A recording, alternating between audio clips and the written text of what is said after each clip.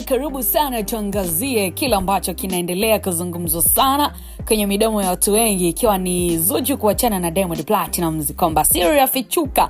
Kumbe hii ndio sababu ya kuachana kwao. Kumbe sio kiki, ni mambo ya ukweli mtupu. Karibu sana tuangazie hili, mtazamaji wangu, popote pale ambako unaendelea kufuatilia Biomedia. Sindio, ni mwanamuziki wa Bongo Flava Zuchu amewashtua mashabiki wake baada ya kutangaza rasmi kuwa yeye na aliyekuwa mwenza wake Diamond Platnumz wameachana, na kwa sasa wanaendelea na mchakato wa talaka baada ya kudumu pamoja kwa takribani miaka 6.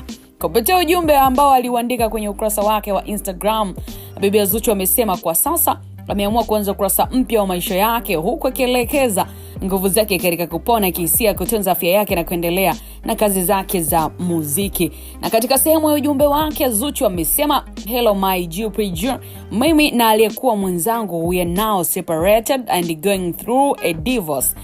As for me, muda huu ni wa kupona na kufocus zaidi kwenye afya na kazi zangu. Riziki imeisha, alhamdulillah. Tulijaribu lakini Allah ana mipango yake na sina budi kuikubali." Bana, tangazo hilo limeibua mjadala mkubwa sana mitandaoni, huku mashabiki wengi wakionyesha hisia tofauti kuhusu uhusiano wa wawili hao ambao kwa muda mrefu wamekuwa wakifuatiliwa kwa karibu sana na umma. Nikukumbusha mtazamaji kwamba mwezi Juni mwaka 2025 Zuchu aliweka wazi kuwa yeye na Diamond Platnumz walikuwa wamefunga ndoa miezi kadhaa kabla ya kulitangaza hilo hadharani.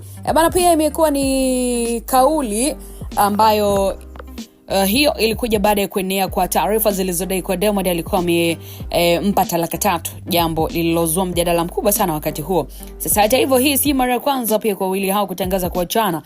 Tumeona katika nyakati tofauti waliwahi pia kueleza kuwa wamehitimisha uhusiano wao, lakini baadaye walionekana wakirejeana na kuendelea na maisha yao ya kimapenzi. So kwa sasa hivi hakuna kauli rasmi ambayo imetolewa na Diamond Platnumz kuhusu tangazo hilo la Zuchu, lakini mashabiki wengi wanaendelea kusubiri kujua ikiwa safari hii ndiyo mwisho wa uhusiano wao au kama ilivyowahi kutokea tu hapo awali wawili hawa watarejeana tena siku zijazo na kuendelea na maisha yao ama vipi. Tunasubiri kuona.